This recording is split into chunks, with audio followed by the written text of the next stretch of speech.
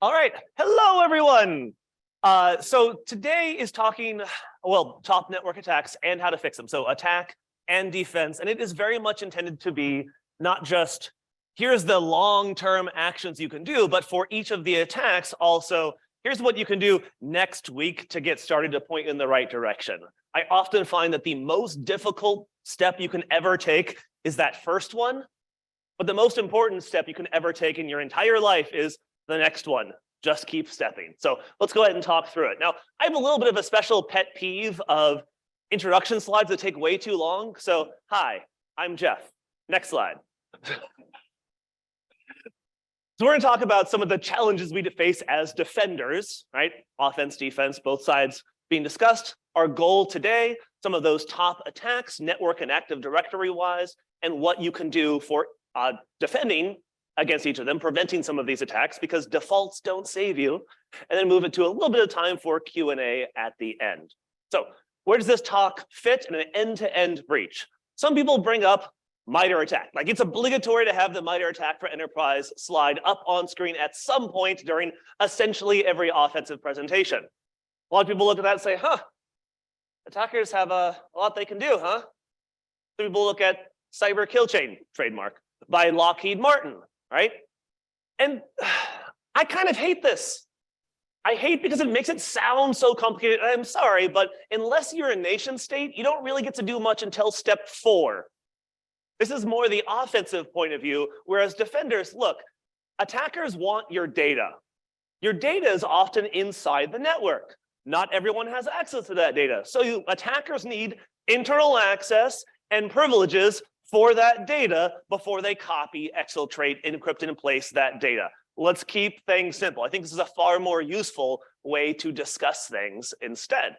All right, so first, let's talk about internal access. Fun fact, there's like 5 fundamental methods of internal initial access. Phishing, which is more than just email for the record.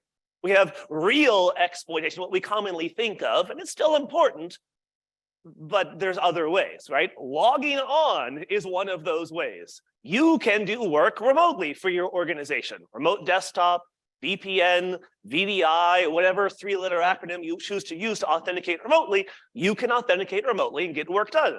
So can other people. And we have rogue devices, right? Drop boxes. This might be a Raspberry Pi on the network phoning home. This might be hopping onto their Wi-Fi because you're physically nearby.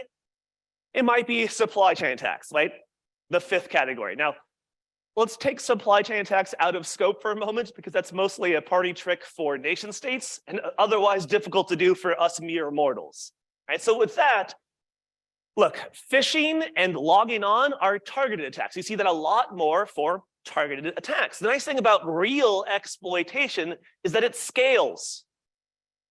All right, new exploitable flaw found. I'm sorry, but mass scan pipe to exploit.py does not take all that long.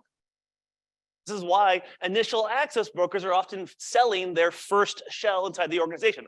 I got my shell, I sold it for $100, $500, $1,000, depending on the organization. And ransomware operators are almost always starting with internal access. They bought their first shell because it's much better use of their time if they're encrypting the entire damn organization and charging $100,000, right? That's much more than $1,000 to buy your shell. Good use of their time. So why do we want internal access? Well, one, that's where the data is, much like we rob banks. Other people rob banks because that's where the money is. But there's also a lot more attack surface once you're inside. I'm a fan of the good old castle analogy. And on the left side, we have the external perspective of that castle. We have few approaches. In this case, one. By the way, it's minus Tirith rendered in Minecraft, in case you're curious. But once you're inside the castle, though, of course, the king can go anywhere, but so can every scullery maid. For most organizations, I'm sorry, but we have what's sometimes referred to as a Cadbury egg network, right? A hard, crunchy outside. We focus on the perimeter, but essentially every internal IP can reach every internal IP.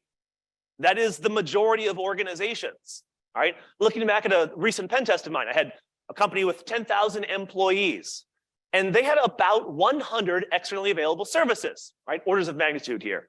But they had about 40,000 internally available services. When you hear attack surface at a high level boils down to how much code can you reach? How much stuff processing your input can you reach? Sorry, but if I have many orders of magnitude more services to deal with, I'm going to have more to work with for gaining my privileges, getting access to that data. So of course, we want internal network access. For that same company, they had about 10,000 employees, only about 10 domain admins, which is already too many, but that's an aside.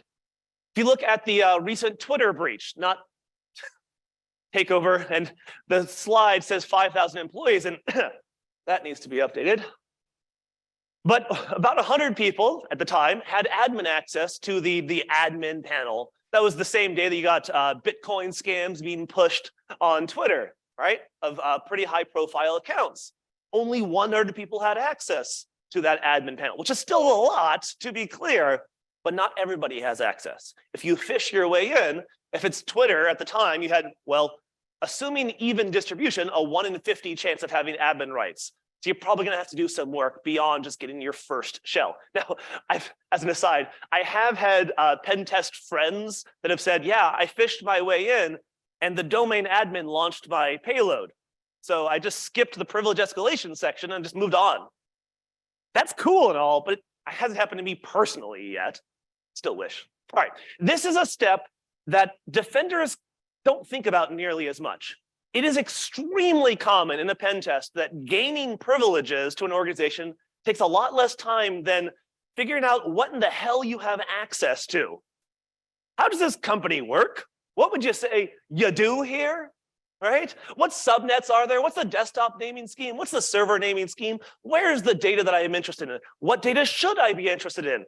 These are questions that take longer to access. Imagine you just started at your company. You had admin rights and no documentation and nobody you can talk to. That's attackers after they get admin rights. This takes longer for them to find that data, comma, assuming they're not just deploying ransomware. It's own whole thing. All right, now, to me, attackers have used some software, sometimes specifically Ground Lib's Enterprise Recon, which is meant for a defender tool to search for patterns of data internally and tell you where that sensitive data is, social security numbers, credit card numbers, and you can define your own patterns of sensitive data as well. Fun fact, attackers have pirated that software, disabled the licensing, and used it themselves to gather that sensitive information before exfiltrating it. So that's a hell of an endorsement, I think. Now, once it comes time to copying out that data, the stereotype here is attackers find some server that has a bunch of spare hard drive space, put all of the stuff they want to exfiltrate there, oftentimes 7-zip specifically to combine it to one file and then upload from there.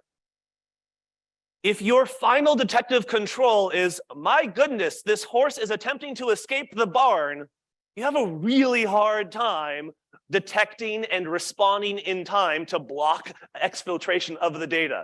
That's really hard. I'd much rather you catch them earlier in the attacker cycle. All right? And by the way, just as a reminder, this steps 3 and 4 could instead be, instead of finding all the data, how about we just encrypt all of it in place and hope they don't have good backups, or seek and destroy online backups and then ask for a ransom, right? I'm a huge fan of the DFIR report, the DFIRreport.com, right? Real adversaries against their fake and well-instrumented networks. This was all of 65 minutes from start to finish.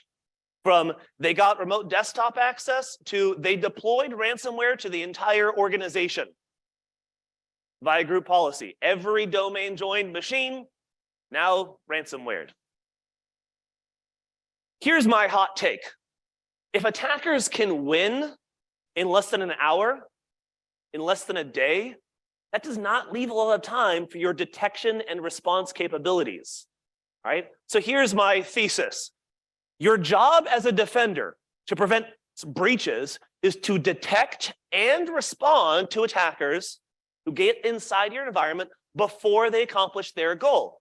So on the right side, we have a very short lap, right? If the attacker can win after they get their first shell in a very short amount of time, but oh, well, we had a shift change in the security operations center, or we had some miscommunication. I love reading through incident response reports and them saying, oh, well, we actually detected this adversary 3 times, but we never discovered the root cause each time, so the attackers were still in our environment. They just solved one isolated problem, smacked that one shell down and said, we're good to go. Actual remediation is hard. Actually scoping how far the attackers are inside your network is hard, all right? So I say we have 3 objectives, right? It would suck if attackers got to race you every single day. So the game of whack-a-mole as a defender is much better if there are fewer moles popping up in fewer holes. So let attackers get in less often. There's only so many methods of initial access. Look, it's easier to narrow down physical access to your environment and say, look, rogue devices, we're going to spend some time on that. That might not be as prevalent as phishing or logging on, et cetera, but reducing the number of ways attackers gain initial access is an important goal. We also wanted to take less time for us to detect and respond to adversaries inside our environment. This is the spot where, I'm sorry, but as an industry, we're having a really tough time here. Attackers behave fundamentally differently than regular users. Honing in on those differences is a very, very good use of your time, right? To make it take less time. You want fewer shifts between attacker gain initial access and attacker being detected so you can start the remediation process. You want to take longer for an attacker to win by breaching your environment, accomplishing their goal, whatever that goal happens to be. So this presentation is on goal number 3, because look, I only have less than an hour to talk through, all right? Prevention is ideal, but detection is a must. This phrase has been around for a while. How about this? Right, that's the old tired phrase. How about prevention is impossible. Therefore, detection is a must. How about that? Now, 100% prevention is impossible. Can we disable some of the protocols we don't use internally? Can we alert on the things that we don't use internally? Yes, absolutely. But you're never going to have a building that's so secure that you don't install any doors. You're going to have some access mechanisms. Maybe you should monitor those access mechanisms. Castle walls can never be so high that nobody can get over them, around them, under them, or through them. We should probably monitor and see who's trying to make it under them, over them, through them, etc. Right?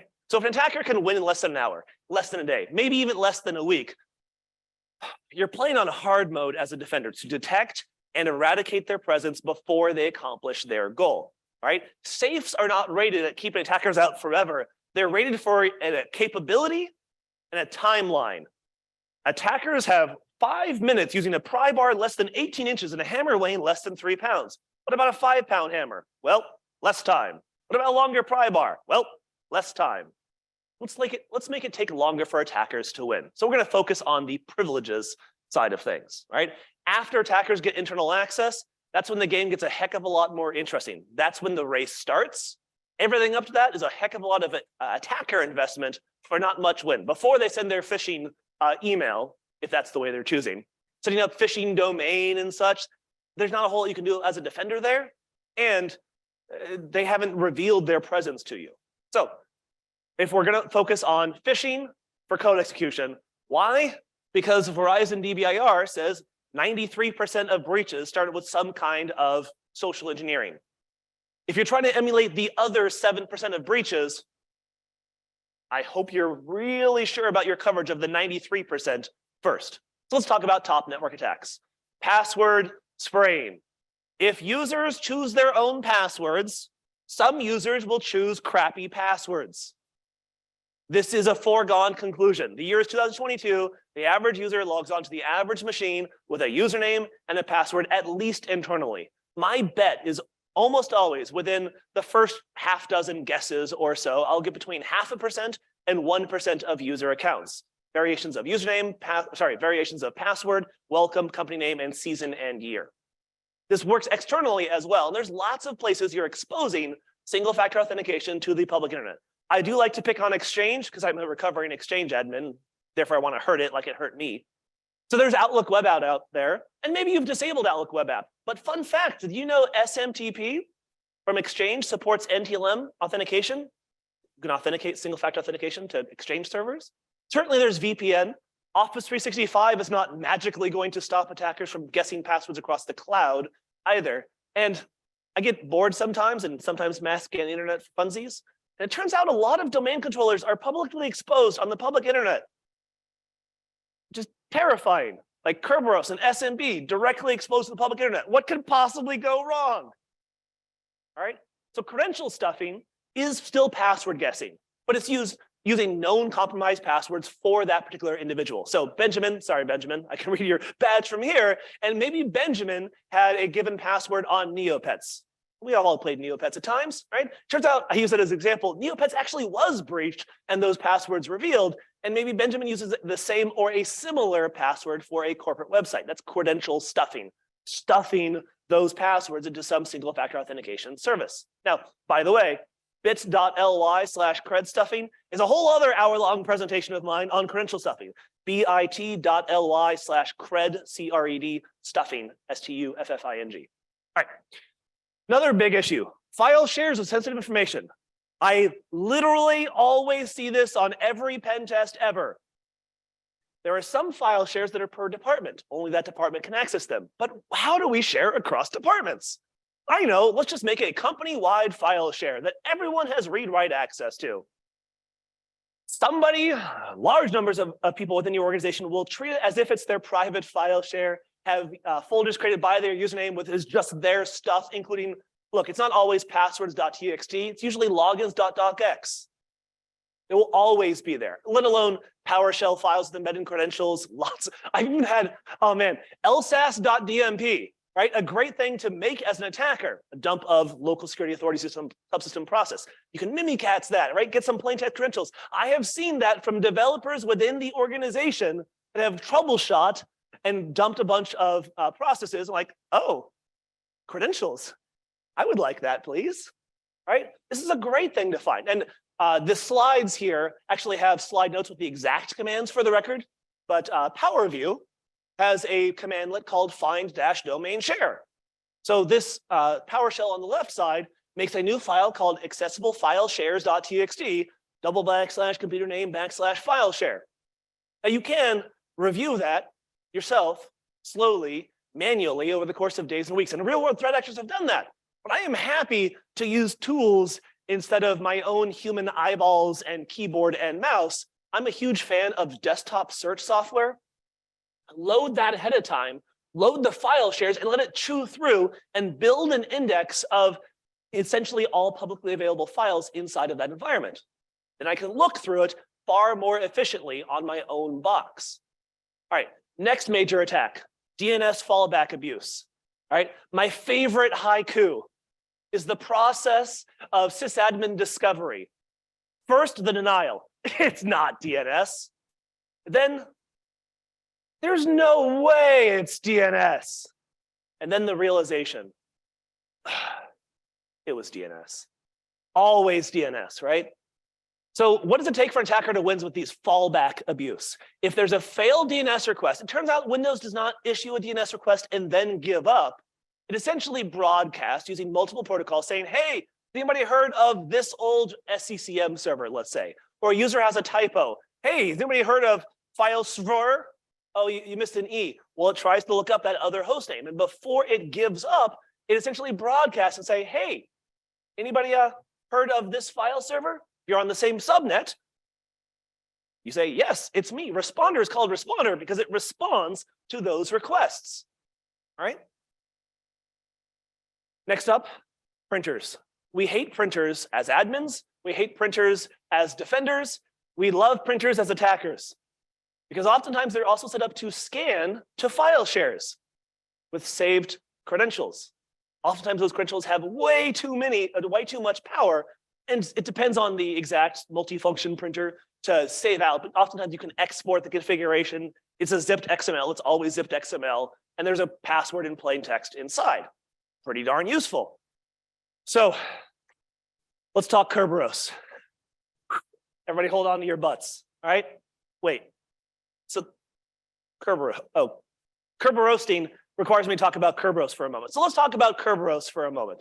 Kerberos is named after Cerberus, the three-headed guard dog to Hades. And those heads each represent one of the major roles in Kerberos actions. We have a client who wants to access some service on some underlying server. If they both trust a domain controller, we can use Kerberos, right? Those roles each have a secret. Client's secret is derived from their password, right? The hash from it. Domain controllers have their own very special secret between domain controllers. It's the password hash for the KERB-TGT built-in account. Technically, it's disabled. You don't use it for login. Use it as the shared secret for things like ticket granting tickets from our prior presentation, right? Grabbing that KERB-TGT hash is a pretty big, important part of being able to describe golden tickets and such. Then we have the services secret. Usually, this is for like file servers, right? Computers automatically get registered services inside of Active Directory by default. Users don't get services by default, but you can register them. Hint, this is where Kerberos is going, right? So normally we have 3 flows to log in. Say, hi, domain controller, I'm Jay Smith, I'm Jeff, and here's implementation details important, proof that I have access to this password hash for the username Jay Smith or username Jeff, right? I get this ticket granting ticket. The analogy I like to give is a magic band, right? You go to the Disney World, you walk up, you pay a lot of money, you get a magic band. Inside the realm of the Magic Kingdom, I like realm because it's the same term as Kerberos, anywhere you want to authenticate, you scan your magic band. That's the ticket granting ticket, right? You get your ticket granting ticket after proving access to that password hash. Technically, you're encrypting a timestamp. It has to be within 5 minutes. You've had time invalid and weren't able to log on to the domain controller. This is why, right? Then for every service you want to authenticate to, you show your magic band, just like you walk up to a ride, say, hi, I'd like to access this service. Retrieve that, you get a service ticket, a ride ticket. Now, for the record, domain controllers care almost exclusively about authentication, not authorization. They want to prove you are who you say you are to other machines inside the environment, but it's up to them to figure out what you're allowed to do.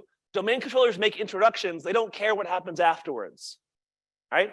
I'm sorry, little Billy. I know you're here with a valid magic band, but you have to be this tall to go on the ride. Right? You don't have to inform the domain controller every time you change permissions on a file server. So, no surprise. The shared secret between domain controllers, that KERB-TGT account, if you have that secret, that's essentially the only secret you need to make golden tickets, right? Forging your own magic bands. Because you actually get that token that you walk up to multiple areas and ask for a ride. It'd be kind of awesome to forge your own magic band. All right, silver tickets. Well, it turns out when domain controllers give you an introduction, that ride ticket, how do servers know that they're valid? Because domain controllers have everyone's secrets, and they made that service ticket with a secret derived from the computer or user's account's own password hash. So if you've already compromised that box, by the way, this is one of the many reasons that incident response is hard. Attackers can be whoever they want to be to that one server if they know that one server's computer account password. Computer accounts are accounts. They're not that different than user accounts. They just have automatically registered services by default, and they end in $sign for the user or the name. All right, Kerberos. If you don't have the 15-minute introduction to Kerberos, here's the TLDR. Any user account with a registered service, full name is service principal name, effectively has no lockout policy.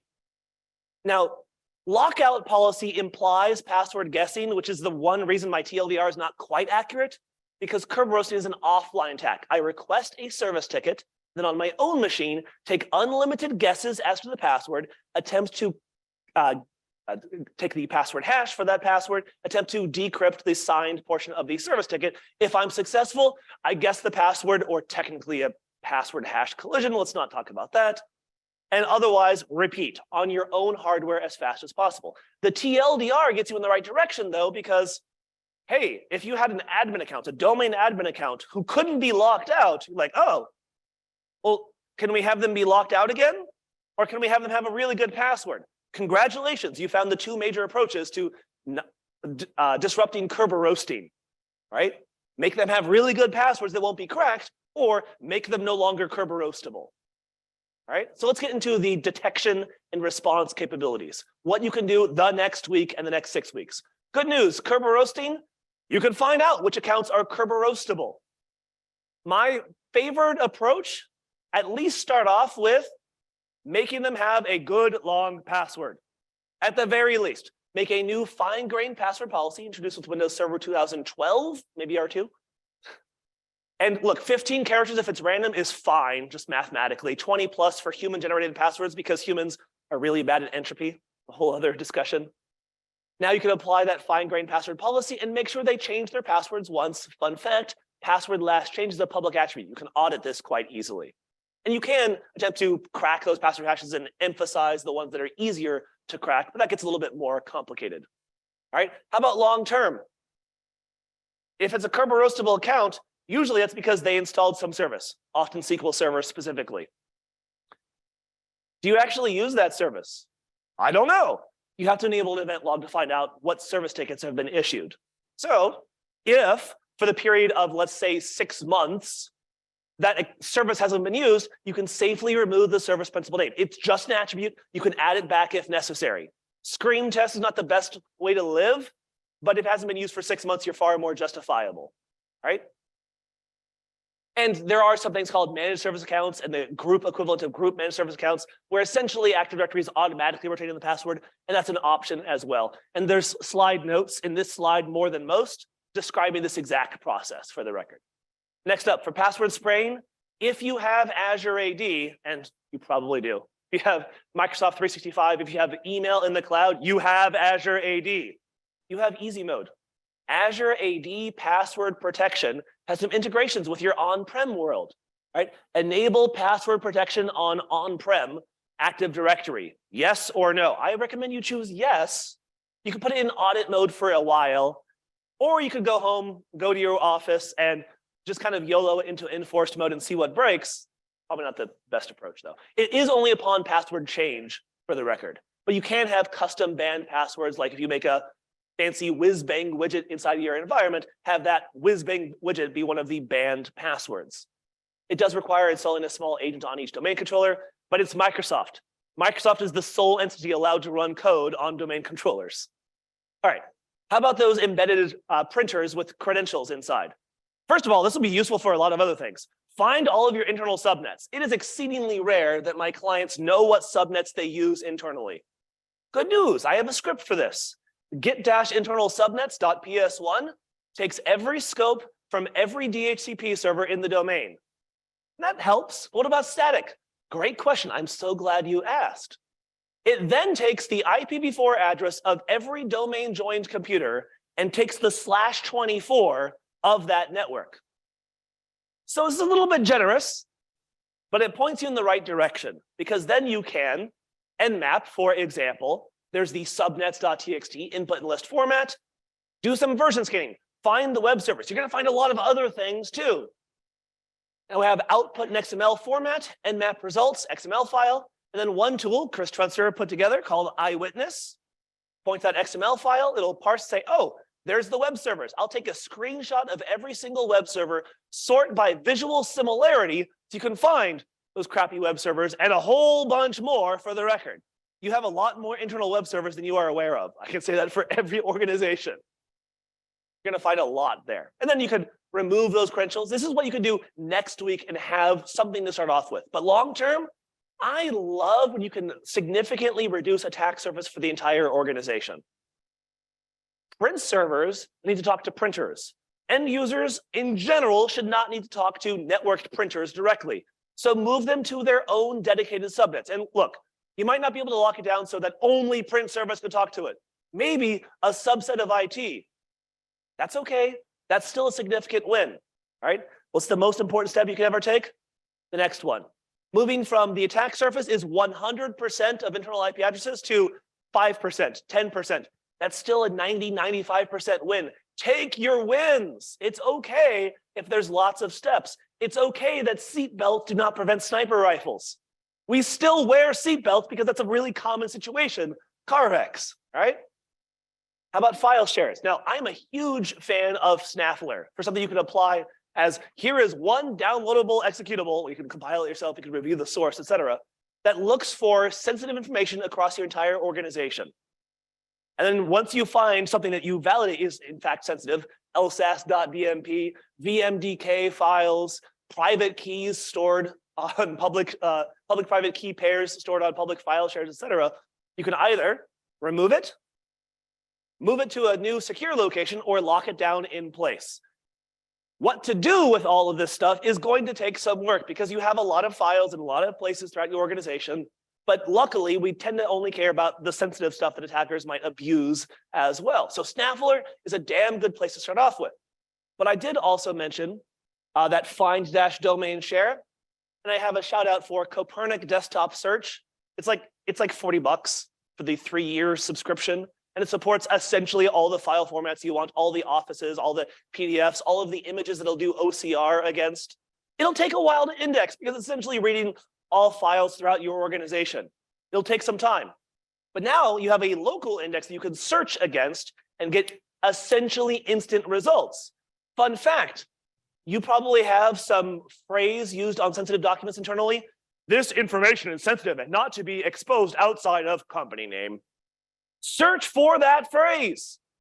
You'll find some of that information in places that you did not expect, right? TLP red, TSSCI, super secret. Great things to search for. All right, next, DNS fallback abuse. What can you do literally next week?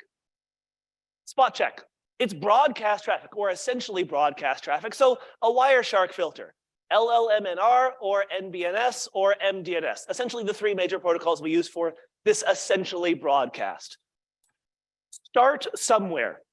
Maybe it's your literal own computer, the one machine that you have admin rights and you don't have to ask permission for. Start there. Hey, look, everything works as normal. But changes in general, like anybody been through a bad change within your organization that caused lots of screaming, you had to revert, and now everyone's afraid to make changes to your environment? We've all been there to some extent. That's not the way to make this change. Now, to be clear, it is pretty darn rare that WPAD, LLMNR, NBNS are actually used in production because there has to be a confluence of coincidences. DNS has to fail for those protocols to be in use. It's DNS fallback. And the client and the server need to be in the same subnet and support the same DNS fallback protocol. I have seen this happen once in my career. Moved a server to a new subnet and suddenly clients couldn't reach it. I'm like, oh, I found it the one time we needed DNS fallback. You can also just add a DNS record.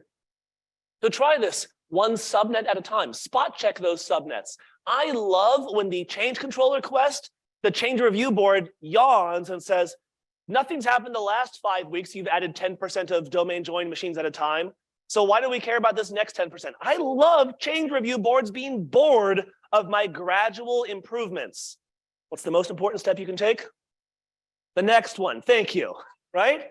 Just keep walking. Lots of journeys, lots of worthwhile journeys have many steps. Keep walking. All right, while you're at it, disabling WPAD is a great thing to do. Essentially, Windows falls back to if you have automatically checked proxy settings, it says, where is WPAD? Like it looks up the DNS name, wpad.yourcompanyname.com, your DNS suffix, and gives it your internet traffic. That's on by default. Defaults will not save you. You can disable that via group policy. And by the way, this is one spot I love built and suspenders, because here's a subset of boxes I'm very interested in. The ones that don't process group policy. So if you push out group policy saying, don't use WPAD, and you still have machines looking up WPAD. Whatever your domain name is, those machines are very interesting. And you should probably figure out who owns them because they don't seem to be domain joined or not processing group policy properly. Either way, it's something you should be interested in from a regular admin perspective. I think this is still the #1 most referenced blog post at VHIS, how to disable each of those protocols, by the way. And while you're at it, enabling SMB signing on servers, on clients should be safe. Why do I say clients and not servers? You have file servers that have crappy clients accessing them that probably don't support SMB signing. Back to those crappy printers. It's always the crappy printers, right? But on clients, you should be able to require SMB signing. Of course, test it, but in general sweeping statements, this is a very safe action. All right, so lessons learned. Every time attacker gets initial access, right, we're playing whack-a-mole, attacker popped up. If you don't smack them down before they accomplish their goal, you have lost. That's what we refer to as a breach. You need to detect and eradicate the entirety of that attacker's presence before they're able to persist, gain privileges, and accomplish their goal. It turns out, if you're focused on reducing your own timing, as in testing your own detection and response capabilities, we kind of call that purple teaming, though definitions depend. But if you increase the attacker's timing, we call that well-scoped penetration tests. I'm a huge fan of the phrase enterprise penetration test to mean a pen test of the whole damn company. And if it's a pen test of the whole damn company, and you won in less than an hour, less than a day, less than a week, when they resolve those findings, now it can take the attackers longer to win. You have bought yourself time for your detection and response capabilities. So that's the thesis of this talk. Oh, by the way, I do have an about me slide, but it's at the end. Hi, I'm Jeff. I consult. I like pen testing the whole damn company. I'm bad at capitalism, but I also run a consultancy, Jeff and Rogue Valley InfoSec. I'm on the Twitters, and there's a recorded version of this prior version of the presentation. But yes, bit.ly/topattacks is this exact set of slides that I'm presenting from right now. Questions?